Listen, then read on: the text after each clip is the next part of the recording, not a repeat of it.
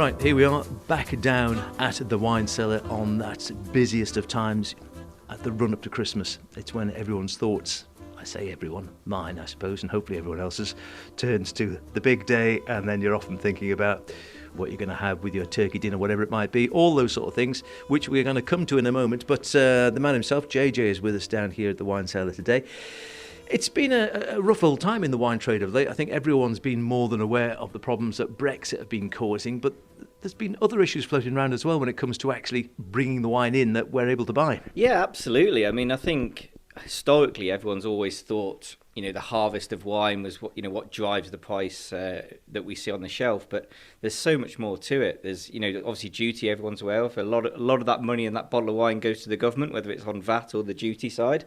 And the harvest obviously are impacting. We had New Zealand recently, and France in Burgundy, I think, is at a real tough time last year with the frost. But it's a lot more than that. COVID, that dreaded word. We saw a lot of challenges around that, around the logistics, the shipping, China locking down the ports. By the time we see that bottle on the shelves, there's a lot of things impacting it. And another thing which some people might not think of, and I must admit I hadn't really factored it in until quite recently. I'd heard about things like sort of cork issues, and then we'd had things, we'd spoken again with Chris and the boys before about things like stelvin closures and putting screw caps on.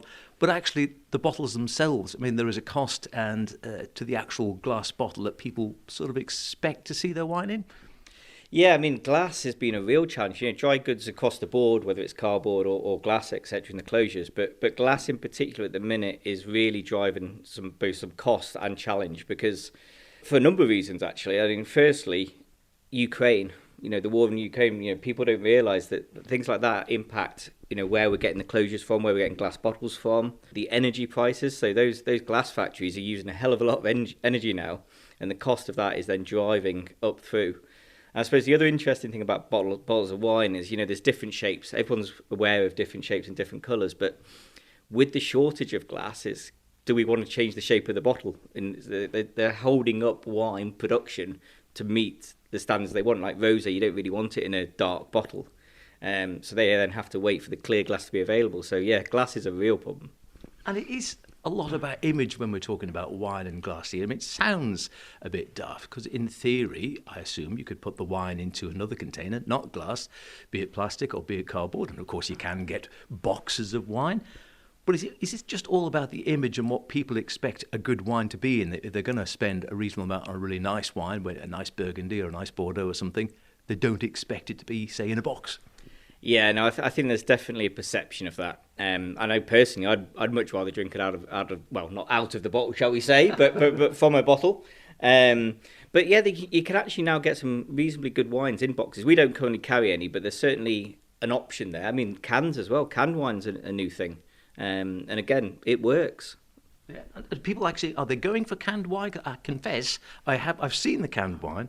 I haven't tried it yet. It sort of just doesn't sound right. Has anyone sort of gone for that yet? Is it beginning to move? It certainly is in the UK and elsewhere. I think even South Africa and others are actually, on that train. But, we've tried a few here and mixed reaction. Everything that we sell in this shop, it's one of the beauties of our job is we try before we sell. So, we want to make sure we offer value to the customer. And yeah, we've tried some canned wines. We've not taken those on, but in the future, I think that there is an opportunity. If you think about picnics and, other events. It's that time of picnics, isn't it? Yeah. Yeah, so maybe next summer you might see some cans on our shelf. I don't know. Chris is here as well, of course. We've been tasting a few wines over the last month or two. Do the people still want to get their wine in a nice bottle?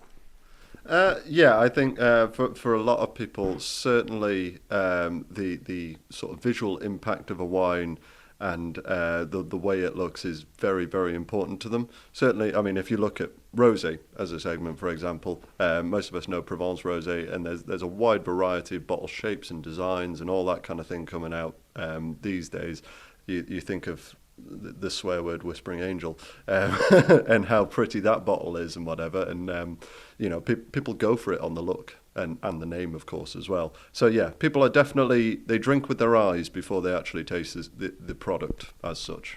And there's also still, I suppose, that procedure of the uncorking. Again, we've spoken about this briefly before, but people still quite like it's almost like filling a pipe with tobacco or something, isn't it? It's that traditional ritual of uncorking the bottle.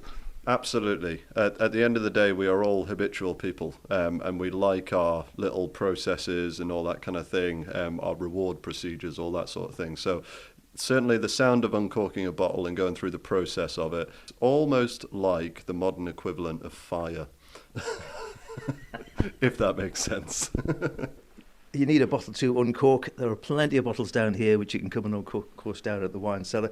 It is on the big run-up, as we say, towards Christmas, and as usual, this is the place to go, and this is the place to come and get your special offers. So talk us through some of the highlights for the festive run-up then, JJ, because there's always sorts, basically anything you fancy, you'll find something here, and you'll find a special offer as well, probably. Yeah, I know. I mean, I started this chat around all the challenges we have in the market and why we're seeing prices go up, but actually, yet again, we've managed to come up with a great selection of wines for Christmas and passing on some of our negotiated deals onto all the customers here on the Isle of Man. So, for a little as £40, we've got a handful of different wines for six bottles for £40. A really, really cracking French blend, but also some Chilean wines. And, Chile's an interesting area because that, again, with the FX rate in US dollars, is going to be going up next year. You might not be seeing it on all the house wines in the restaurants next year. And that's another challenge. But this Christmas, at £40 for 6 bottles, there's some cracking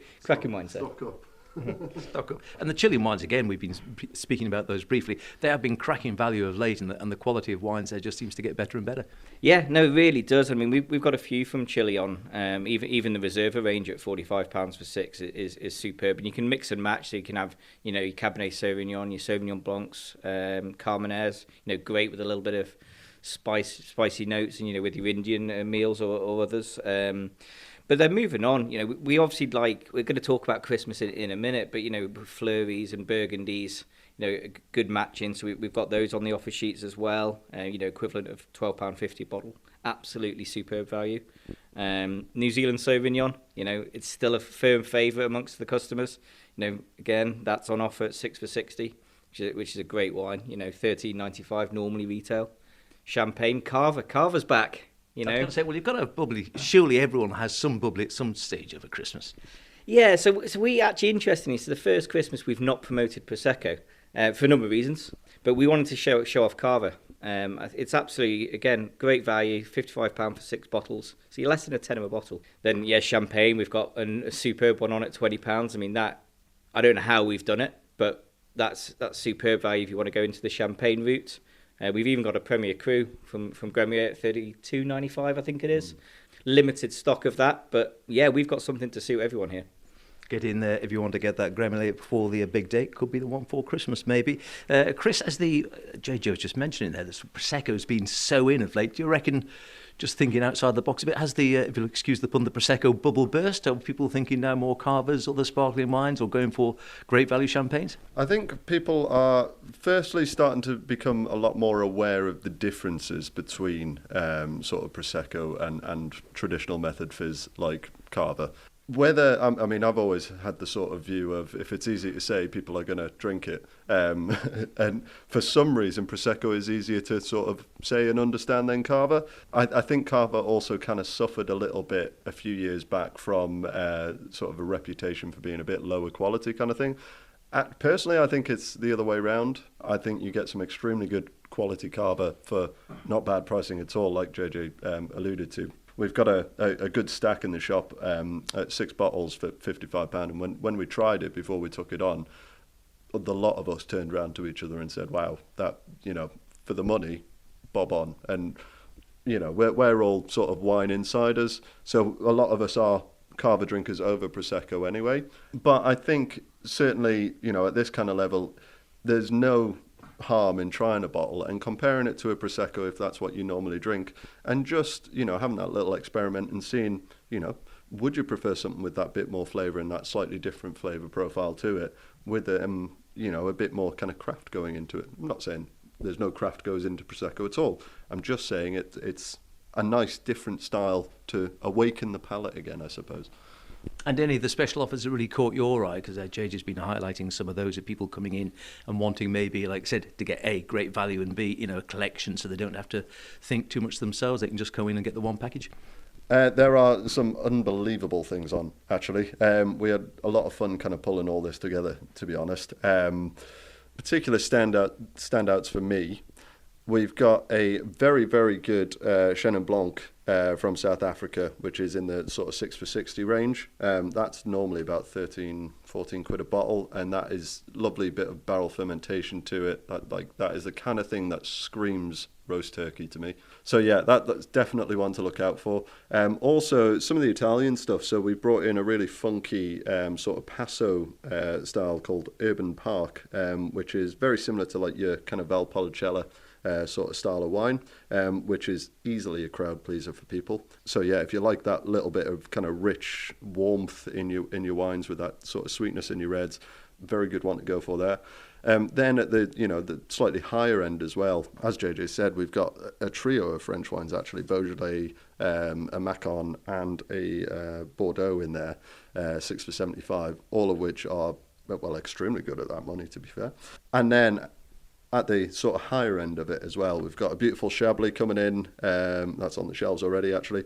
One of my absolute favourite Riojas of all time, so the Valenciso Reserva, which, if you're a Rioja fan, it kind of takes you away from the norm a little bit, because they are using French oak in that rather than any American oak or anything like that. So it's a much kind of softer, more varietally expressive Rioja, if you will. 100% Tempranillo in that as well. And also Amarone at 20 quid as well, basically, which is bob on. Cracking value for an Amarone. Absolutely. So yeah, and not just that, but there's a whole range of ports we've got special pricing on. And the stuff that really, really excites me is all your spirits as well, which I'm sure we'll get back onto in a bit. I was going to move on to the big day itself, because again, the other thing that people always think about, I guess, at this time of the year, whether they're regular wine drinkers or maybe the sort who just drink wine on a special occasion, or spirits or bubbly or whatever the case may be, is that pairing of wines with food. So who wants to start this one then? JJ, what sort of ideas would you have then if people are coming in and saying, oh, I want something for around Christmas, for maybe Christmas Day, maybe for Boxing Day, maybe for New Year or something, but putting it with the food? Well, I mean, Chris recommended the Chenin. The Chenin is superb. But I mean, the other, I don't know, people do like typically is a nice Burgundy white with the turkey as well. So, the Illumine from Burgundy. Even if you want to splash out that Chablis Chris just said, it's £20, but it's absolutely superb. Really, really good value, really good quality Chablis. Another region that was hit, you see, so stock levels and quantities are down. So it's great to have that opportunity to have that. I think on the reds, again, you could look Burgundy. You can go the Pinot Noir route, or I don't know, maybe even a claret. To have something a little bit different, a bit more full-bodied. Yeah, I mean the Le Grand May we brought back. We used to stock that a number of years ago, and it's absolutely superb wine. So it's glad to see that one back on offer. And then thinking about, I suppose, the age-old question of people coming in, if they're coming in Chris and saying, right, I'm going down the turkey route today. Not everyone does anymore, of course, on Christmas Day. What do I have with it? Should I just go for a white? Should I go for a red? Or is it, do you think, just down to individual choice these days? There is no right or wrong, to be honest. You can have red with the turkey if you want. Personally, I would suggest going on the lighter side of things. So whether you plump for our lovely Fleury that we've got on offer, 6 for 75, or something like the Pinot Noirs as well. I mean, just because it's Christmas dinner doesn't mean you have to spend, the most money. We've got a really nice Southern French Pinot Noir on for sort of about 8 quid a bottle, which is very, very good and would work perfectly with that kind of thing. Also, some of your younger Riojas and stuff like that will work really nicely. Even some of the Chilean Cabernets and things like that, where they've got a bit more fruit to them, would be absolutely fine with it. At the end of the day, and I'm sure we've touched on this before, Howard, it's subjective at the end of the day. So, myself and the team are all here to certainly help and guide and find out what flavours you personally enjoy, and we'll always do our best to pair it with the food you're having as well. But yeah, we can do everything from the common choices to the slightly off the wall stuff, and if you've got that real interest in it, we'll always spend the time with you as well to get you the perfect wine for your perfect Christmas dinner. Later on in the day, so you've had your cava, you might have had a nice. See, I'm a sucker for sherry beforehand. I think there's always some nice sherries here as well. I do really enjoy a glass of sherry around. Well, more than one glass probably, of sherry around about Christmas, but a nice Manzanilla or something like that is really lovely. But also thinking about, you mentioned spirits before there again, some really nice digestives maybe for later in the day or after the meal or something, sort of a great range of spirits. Any good recommendations there? Well, just before we hit the spirits, which I'll hand over to Chris, it's his forte, I'm afraid. But on the port side, we've got port starting at under £12, £11.75 for a great LBV. But actually, the new one that Ian from Foraging Vintners has brought out, actually, I think I'll be having this Christmas. Map. Okay. Manx apple port. Absolutely superb, it really is. So I think that's a great alternative with your cheese, your cheese board after. So yeah, that's going to be on my dinner table, and it's supporting local too, which is great. Terrific, and can't go wrong with a glass of port. So, port, spirits, both. Well, where do you start and end? Always love a good drop of port, and Madeira as well, to be fair. Always have a glass of Madeira on Christmas. But yeah, as JJ quite rightly said, spirits really sort of get me excited, particularly around this sort of time of the year. And we've been working really hard this year on upping both the quality and selection of our spirits offering as well. So we've just brought in a whole bunch of rums from St. Lucia and Mauritius, particularly some really funky ones. Beach House actually from Mauritius, which are kind of designed to take on the G&T market a bit. So I think spiced rum and tonic. It's absolutely beautiful. Very much a very nice sort of palate cleanser after your Christmas dinner there. But for me, I'm a bit of a classical kind of guy when it comes to Christmas. So after my dinner, I will no doubt be sat down with a lovely Armagnac. Now we're talking. Yeah. So I think I've got my eyes on 20-year-old Baron de Sigignac, which we've done for many a year, and it's just an absolutely superb way to end a meal. But, I mean, I could rave about one product, but we've got, 350, 400 odd spirits in store these days. There is literally something for everyone. We love nothing more than, again, trying to guide you to the right kind of thing for yourself. Yeah, getting you something that you're really going to enjoy on a special day like Christmas. A bit of a curveball then. So if people come in and I'm thinking, sometimes they say Christmas pudding, say a nice Christmas pudding, and they think, want something a bit different to have a Christmas pudding. Now, I quite often used to have a sweet wine, and then I'd have that Pedro Jimenez sherry, it's like liquid Christmas pudding. It's fantastic. And then one year, someone down here, I can't remember who, said, have you tried plum sake with the Christmas pudding, which was fantastic. If someone wanted something a bit off the beaten track, maybe say with their Christmas pudding, any recommendations your end? Absolutely. My go-to this year for Christmas pudding, no, I'm not actually a big fan of it myself. Christmas pudding, not the drink. You could just have the drink without the pudding. My absolute go-to drink for Christmas pudding this year would be a Uruguayan dessert wine. That we normally have in stock, and I think we've got some coming back in. Just arrived, yeah. Called Alcyon, and it's made from the Tanat grape variety, so healthiest grape variety for you, just what you need on Christmas. And it's a dessert wine made in two very distinct winemaking sort of styles. So one of them being the same way you make masala, basically. So it's essentially making a fortified wine, so adding a neutral grape spirit to it to up the ABV there. The other way is Barolo Gelato, which is essentially kind of infusing a wine with herbs and spices and that sort of thing. Then they do the blending of it together to get the finished product. And essentially what you end up with is, I can best describe it as tiramisu in a glass. I'm liking it already. But it is just unreal. And everyone who has ever tried it, I've not met a single person who hasn't loved it so far. And we've been stocking it for a few years. So yeah, I thoroughly recommend Alcyon for your Christmas pudding this year. That sounds pretty good. JJ, recommendations? Are you going with your port with your pudding, or you're not a pudding man at all? Or? I'm not going to top Chris's. He's right. Every time we've shown that Alcyon, everyone has loved it, and I'll be more than happy to recommend that to anyone. Absolutely superb. Sounds good enough. I think there is pretty much something for everyone, something for every occasion. Doesn't matter if you're after a spirit or a sherry or a bubbly or an Armagnac, which is one of my favourites. On the actual big day, so we've heard, JJ's going for the port, and possibly the Chablis being mentioned as well. So, last question, I think, for you then. will you be sitting down with turkey or something different on the big day? Pheasant or a turkey breast or maybe a goose or something? And what will you be drinking with it? We're not that fancy, so we're sticking to turkey, I'm afraid. We close at 5 o'clock on Christmas Eve, so there's not a lot of planning time for us, and got the whole family round. So yeah, we'll be doing turkey this year. I haven't chosen yet, okay. But I think I will be having Chablis. I think, and I'll definitely, like I said, I'll be finishing with my my map with my cheese.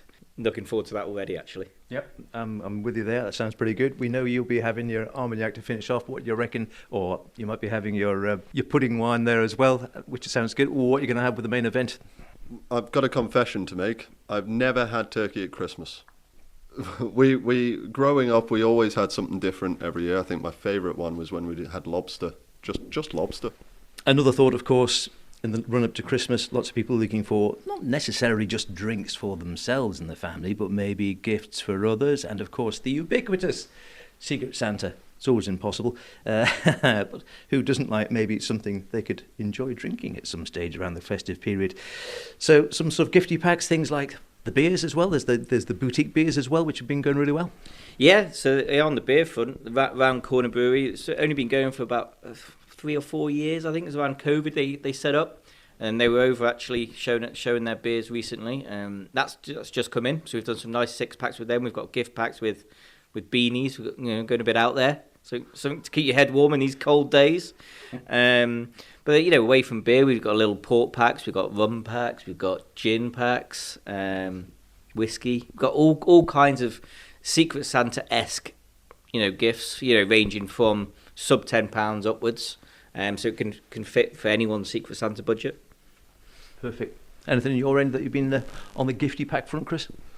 Well, there's some fairly funky little bottle and glass packs coming in. I think we've got a bit of Irish whiskey coming in like that, gin as well. Some beautiful gift packs coming in from Aitlan's distillery. So they're a Speyside distillery, who interestingly don't do any whiskey, but they do certainly one of my absolute favourite gins of all time, my hands down favourite vodka of all time, and my second favourite. And we are just about to get some sloe gin from them as well, which is, we are going to be the only place in the British Isles selling it other than the distillery. Very limited, but it is unreal stuff. So very excited for that to come in. Not in a gift pack, but it's good enough to be a gift without a doubt. Yeah. All sorts of funky little things coming in, definitely.